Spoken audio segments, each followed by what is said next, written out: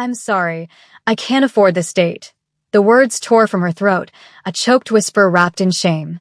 The glittering chandeliers of the restaurant seemed to dim, the soft murmur of other diners turning into a roaring judgment in her ears. But what he did next changed everything. Before we find out what happened, tell me, have you ever felt like you were in a place you didn't belong? Press that like button if you know the feeling. And let's begin our story. Zara felt the weight of the moment press down on her, a physical force that made it hard to breathe. The man sitting across from her, Gene, had been nothing but a perfect gentleman all evening. His smile was easy, his eyes kind, and he had listened, truly listened, when she spoke about her mundane job at the administrative office, making it sound far more interesting than it was. But the entire time, a frantic, screaming voice in her head had been doing the math. The appetizer prices alone were more than her weekly grocery budget. The bottle of wine he'd ordered without a second thought could have paid her electric bill. She had agreed to this date, flattered by his attention and captivated by his quiet confidence, telling herself she deserved a night of fantasy. But reality was a cruel accountant, and the bill, now lying innocently on the pristine white tablecloth, was its final ledger. Her heart hammered against her ribs, a frantic drumbeat of panic.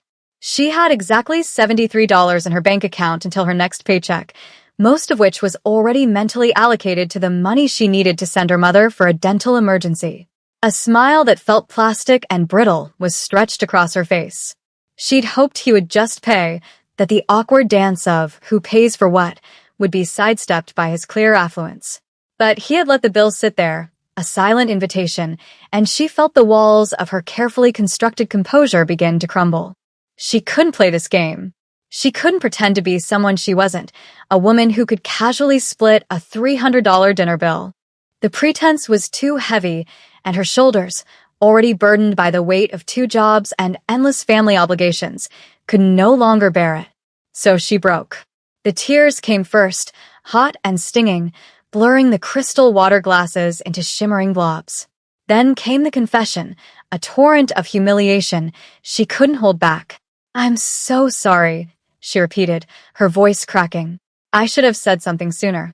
This place. It's beautiful, but I can't." Zara squeezed her eyes shut, bracing for the inevitable wave of condescension or pity.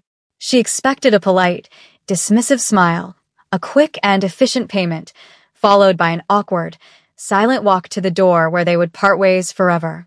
She would be just a story, he told his friends later, the girl who couldn't afford the date. But the reaction she was prepared for never came. Instead of a shift in his posture or a sigh of annoyance, there was only a profound silence. When she dared to peek through her tear-soaked lashes, she saw Jean looking at her with an expression she couldn't decipher. It wasn't pity. It wasn't anger. It was something softer, closer to understanding. He didn't say a word. Slowly, deliberately, he reached across the table. His fingers, long and elegant, brushed against the leather billfold.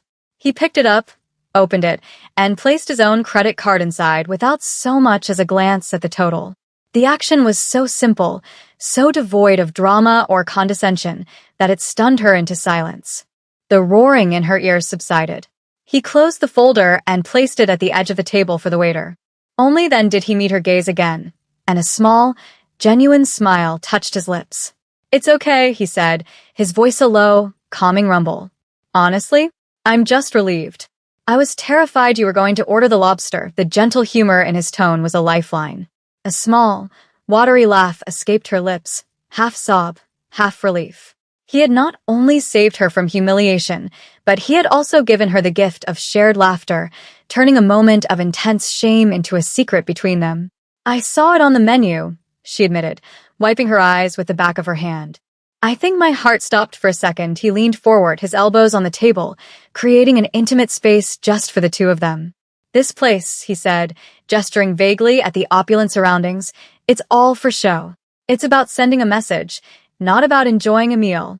The truth is, I'd rather be at a noodle shop with good kimchi and a loud Ajumma yelling at the cooks." His confession hung in the air, a mirror to her own. He too was playing a part. This persona, the man who could effortlessly belong in a place like this, was a costume. For the first time all evening, Zara felt like she was seeing the real Jean, not the impressive figure she had built up in her mind. He saw her, not as a charity case, but as a person who was honest. And in his eyes, she saw not a wealthy patron, but a man who understood the suffocating pressure of appearances. The waiter returned, and the transaction was completed with a quiet efficiency that felt worlds away from the emotional turmoil of the preceding moments.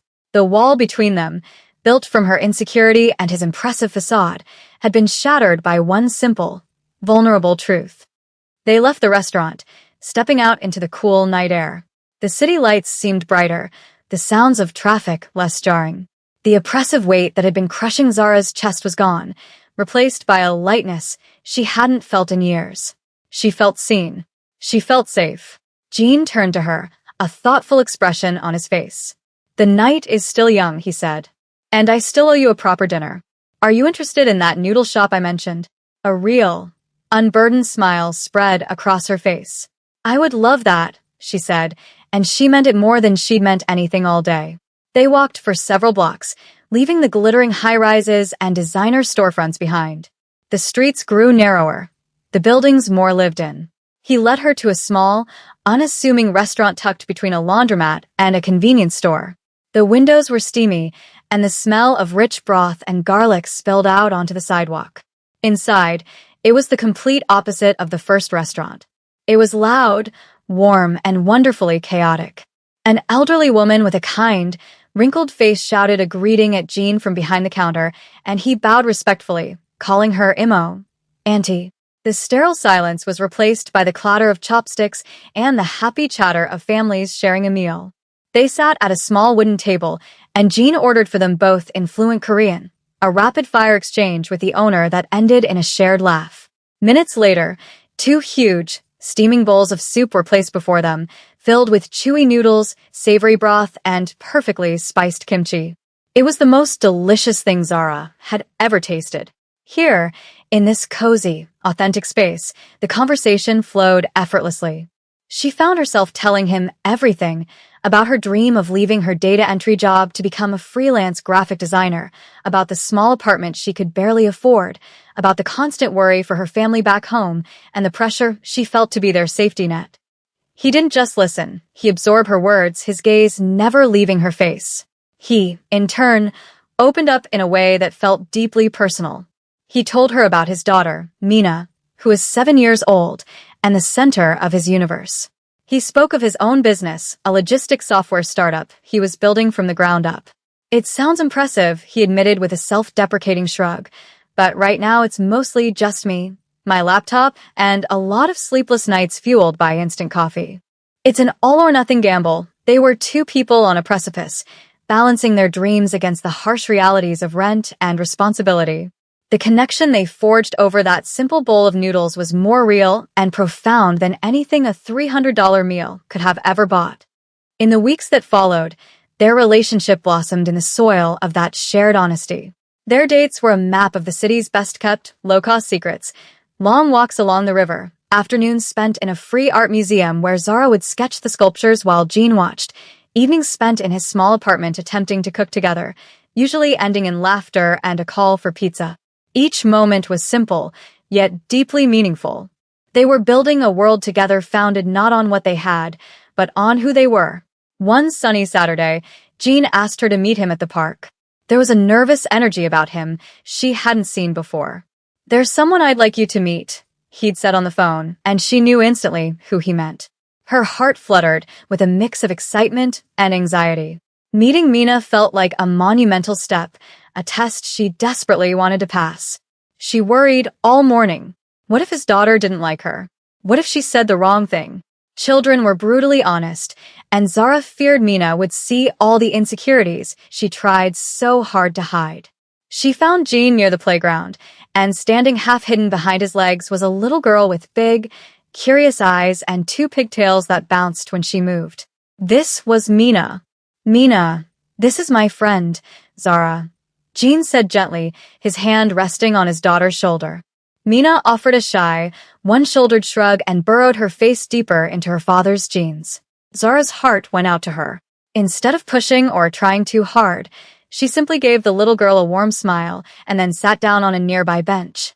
She pulled out the small sketchbook and pencil she always carried with her. She didn't look at Mina, but she was acutely aware of the little girl watching her. She began to draw, her pencil scratching lightly against the paper. She sketched the fountain in the center of the park, then a cartoonish-looking squirrel chasing a nut. After a few minutes, a small shadow fell over her sketchbook. Mina had crept over, her curiosity winning out over her shyness. "What are you drawing?" she whispered. "Just a silly squirrel," Zara whispered back, not looking up. "He looks like he's late for a very important meeting," Mina giggled, a bright, bubbly sound. She pointed a small finger at the page. "Can you draw a cat? A magical one with wings." Zara's smile widened. "I think I can manage that." As she drew, they talked. Jean watched them from a short distance away, a look of profound relief and tenderness on his face. This was more than he could have hoped for. After Zara had finished the magical flying cat, Mina looked up at her, her expression serious. "My dad talks about you," she said, her voice clear as a bell. "He smiles when he says your name." Everything felt perfect, almost too perfect. A small, insidious voice in the back of Zara's mind began to whisper that this kind of happiness couldn't last. It was a fear born from a lifetime of waiting for the other shoe to drop. The seed of doubt was planted not by Jean, but by her cousin, Maya, who she'd been helping with rent for months. Maya worked as a waitress in the city's industrial district and had called Zara one evening, her voice a mixture of concern and conspiratorial excitement. "You're not going to believe who I saw tonight," Maya had said. "Your guy, Jean." She described seeing him late at night, in the alley behind her restaurant. He wasn't alone. He was with two men in dark suits who looked, in Maya's words, like they collect debts for a living. She'd watched as Jean handed one of them a thick, heavy-looking briefcase. The exchange was quick, quiet, and deeply unsettling. "Everyone around here knows him," Maya warned. "They don't call him Mr. Kim. They call him the chairman. They say he runs things. You need to be careful." Zara had defended him instantly, her voice sharper than she intended. "He owns a tech startup, Maya. You don't know what you're talking about," but the words, "the chairman," echoed in her mind. A cold dread began to seep into her bones. She started noticing things she'd previously ignored or dismissed. The way Jean was always vague about the specifics of his business partners, referring to them only as investors, the way he often paid for things in cash, peeling bills from a thick wad he kept in his pocket. The cryptic phone calls he would take, walking into another room and speaking in low, clipped Korean. All of his actions, once seen through the lens of a struggling entrepreneur, now took on a sinister new meaning. Her memory flashed back to their first date, to that impossibly expensive restaurant. How could a man running an all-or-nothing startup afford a place like that so easily? The pieces began to click into place, forming a picture she didn't want to see.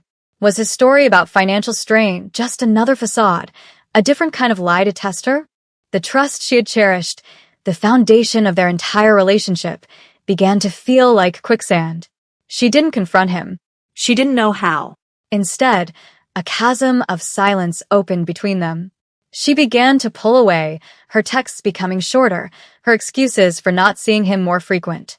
Jean could feel her slipping away, and the confusion and hurt were evident in his eyes. He thought it was him. He thought that perhaps the reality of dating a single father, a man with so much baggage and so little to offer, had finally become too much for her. The misunderstanding festered, a silent poison tainting the most honest connection she had ever known. The silence from her end was a tangible thing, a cold fog rolling between them, obscuring the warmth they had so carefully cultivated. Jean felt it in the way she would take hours to respond to a text that would have once earned an instant reply. He saw it in the flicker of something unreadable in her eyes when he'd pick her up, an emotion that looked painfully like fear. He had replayed every moment they'd spent together, searching for his misstep. Was it the pressure of his life, of Mina? Had he been too forward or not forward enough? The not knowing was an agony, a slow grinding torment that was far worse than any outright rejection. He decided he couldn't live in the ambiguity any longer. He deserved the truth, and more importantly, she deserved the chance to give it. He asked her to meet him at the park, the same one where she had first met Mina. It felt like a lifetime ago. When she arrived, she looked pale and drawn, her usual vibrant energy muted. They sat on the bench, the laughter of children on the playground a stark contrast to the heavy quiet between them. Finally, Gene broke it, his voice laced with a vulnerability that mirrored hers on their first date. "Zara," he began, turning to face her fully. "I feel you pulling away from me. If I've done something, or if this is just too much, please just tell me." The silence is harder than the truth. Whatever it is, her gaze fell to her hands, twisting in her lap. The dam of her fear finally broke.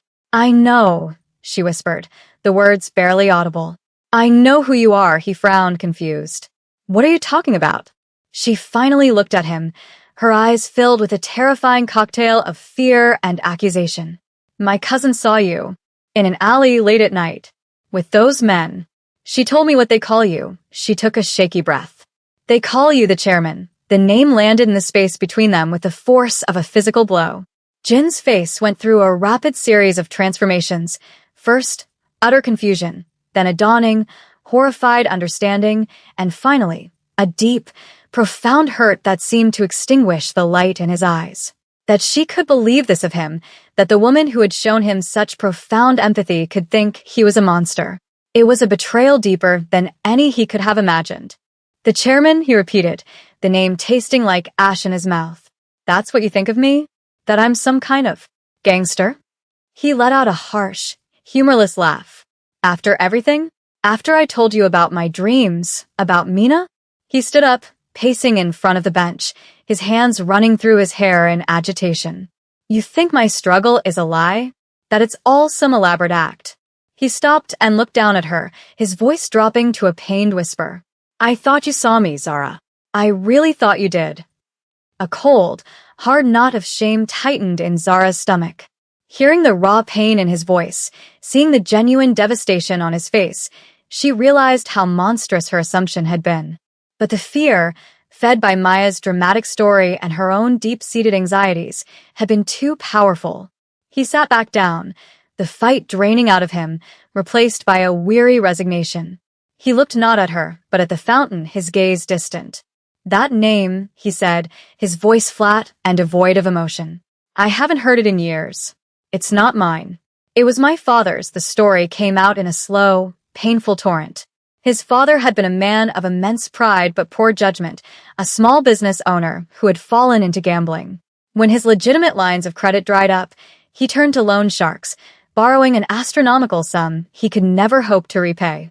They had given him the mockingly respectful title of the chairman, as they slowly bled him dry. When his father passed away from a heart attack, the debt, along with its crushing interest, passed to Jean. "Those men you saw," he continued, his voice heavy with the weight of the memory, "they weren't my employees. They were my inheritance. They came to me after the funeral and made it clear. The debt was now mine. If I didn't pay, they would take my father's business, our family home where my mother still lived. They implied they knew I had a daughter." He finally turned to look at her, and she saw the haunted look of a man who had been living in a private hell. "So I paid. For 5 years. Every spare dollar I've ever made has gone to them. The startup isn't just a dream, Zara. It's my only way out. My only chance to build something clean, something that can finally free my family, free Mina, from a shadow." He reached into his wallet and pulled out a worn, folded piece of paper. It was a receipt. The briefcase Maya saw. That was the last payment. It was everything I had. I sold my father's old car. I emptied my savings. It was the final installment on a nightmare I thought would never end. He looked at her, his expression not angry, but exhausted. "I kept it from you because I was ashamed. I didn't want this ugliness to touch you or Mina. I didn't want you to look at me and see my father's mistakes. But I see now that by trying to protect you, I just pushed you away. I let you believe the worst." The truth washed over Zara, cleansing the fear but leaving behind a thick residue of guilt. She had taken his quiet strength for something sinister, his private burdens for a dark secret.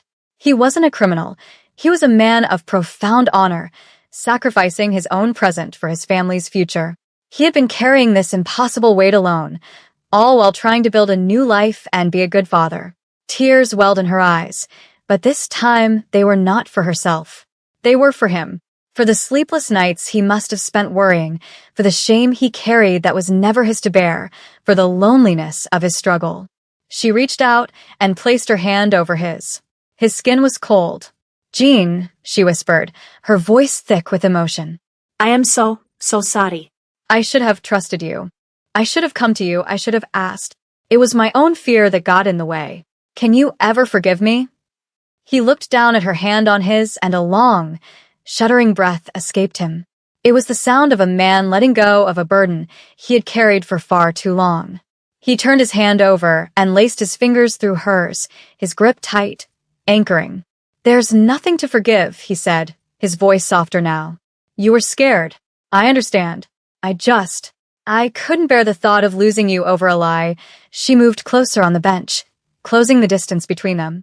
"You're not going to lose me," she said with a fierce certainty that surprised them both. "You're the most decent, honorable man I have ever met. You've been carrying all of this by yourself, but you don't have to anymore."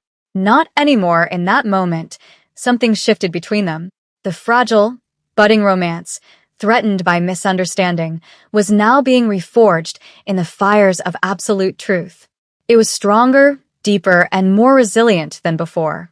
She saw him not as a perfect, untouchable man, but as a flawed, beautifully human person who had faced down his demons with quiet courage. And he saw in her partner someone who wasn't afraid of his scars, who didn't run from the ugliness of the past, but who chose to stay and hold his hand through it. He leaned his forehead against hers, closing his eyes. "I love you, Zara," he murmured, the confession a release of every pent-up emotion. She brought her other hand up to cup his cheek. "I love you, too, Jean," she replied, her own confession sealing the promise that his struggle was now their struggle. Their future, whatever it held, was something they would build together. 1.5 years passed, a period of quiet, steady construction. The final payment to the loan sharks had been a true liberation. A cloud had lifted from Jin's life, and the change was visible. The persistent tension in his shoulders eased, and his laughter became more frequent and free. His startup, no longer starved for every last penny, began to thrive. He secured a legitimate round of seed funding from a venture capital firm that believed in his vision, allowing him to hire a small team and move out of his cramped apartment into a proper office. Zara, in turn, found her own wings. Bolstered by Jin's unwavering belief in her talent, she finally quit her soul-crushing administrative job. She started her freelance graphic design business, and fueled by late nights and a passion she'd long suppressed, she began to land clients.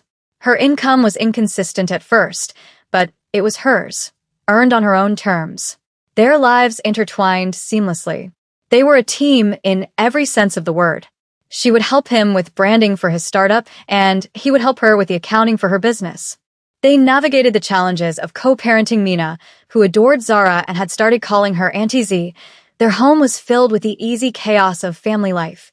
Crayons scattered on the coffee table, the smell of Zara's slightly burnt cooking attempts mingling with the aroma of Jin's perfectly made kimchi stew, and the sound of Mina's laughter echoing through the halls. One crisp autumn evening, Jean told Zara he wanted to take her out. No reason, he said, just because. He took her back to the little noodle shop, the place where their story had truly begun. The same kind-faced Ajumma greeted them like family, bustling over to pinch Mina's cheeks and bring them their usual order without even asking. The air was thick with the comforting smell of broth and the warm chatter of other diners. After they had finished their meal and Mina was happily doodling on a napkin, Jean reached across the table, his expression a mixture of love and nervousness. He took Zara's hand. "Do you remember our first date?" he asked, his voice low. She smiled. "The disastrous one or the perfect one?" He chuckled. "Both. At that first restaurant, I was trying to be someone I wasn't. I was trying to impress you with money I didn't really have, in a place I didn't even like. And here is where I felt like myself for the first time. You let me be myself." He slid out of the booth and knelt on one knee on the worn linoleum floor. The restaurant's chatter seemed to fade into a low hum. He pulled a small, simple box from his pocket. It wasn't fancy, but it was clear he had chosen it with care. "Zara, you came into my life and showed me that vulnerability isn't weakness. You taught me that true wealth has nothing to do with a bank account. It's about honesty, trust, and having a partner to share the burdens with. You are my partner in everything. I don't want to spend another day of my life without you by my side. Will you marry me? Tears streamed down Zara's face as she nodded, unable to speak. Yes, she finally managed to whisper, a sound filled with all the love and relief and joy of their entire journey. Yes, of course, yes. Jean slid a delicate, beautiful ring onto her finger as a smattering of applause broke out from the other diners who had been watching the scene unfold. The elderly owner beamed from behind the counter, wiping a tear from her eye with the corner of her apron. Mina, seeing her father and Zara hugging, scrambled over and wrapped her small arms around both of them, creating a perfect, unbreakable circle of family. Their wedding was a reflection of their love story, simple, authentic, and full of heart. They exchanged vows not in a grand cathedral, but at a small city hall ceremony, with only their closest friends, Zara's mother who had flown in for the occasion, and a beaming Mina as their flower girl. The reception was held at the noodle shop. The owner had insisted, closing down for the evening and helping them decorate the space with simple white lanterns and strings of lights. There were no caterers or fancy DJs, just mountains of delicious food, laughter that filled the cozy space, and a playlist of their favorite songs playing from a small speaker in the corner. Jin's vows were a testament to her grace. He spoke of how she had taught him the meaning of partnership, how she had faced the ugliest parts of his past with courage and love, and how seeing the world through her eyes had made everything brighter. Zara's vows were a testament to his honor. She spoke of how he had shown her that a man's worth was in his character, not his wallet, and how his quiet strength and unwavering devotion to his family had made her a better person. Later that evening, after the guests had left and a sleepy Mina had been put to bed, Jean and Zara stood outside the shop, looking at their reflections in the darkened window. She rested her head on his shoulder, his arm wrapped securely around her. In the glass, she saw not the anxious, insecure woman from that first date, but a confident, happy wife. And beside her stood not a man hiding behind a facade, but her husband, his face open and filled with a deep, settled contentment. They had built this, not with money or status, but with something far more valuable: the courage to be vulnerable, the strength to be honest, and the unwavering belief that love could be a safe harbor in any storm. He had not been a mafia boss, but he had fought battles she couldn't imagine. And she had not needed a rescuer, but she had found a partner who saw her worth when she couldn't see it herself. They had saved each other, not from financial ruin, but from loneliness. Their real love story began not with a fancy dinner, but with an honest confession. What started as a moment of shame became the foundation for a lifetime of joy. And if their story teaches us anything, it's that the bravest thing we can ever do is show someone our true selves, imperfections and all. Thank you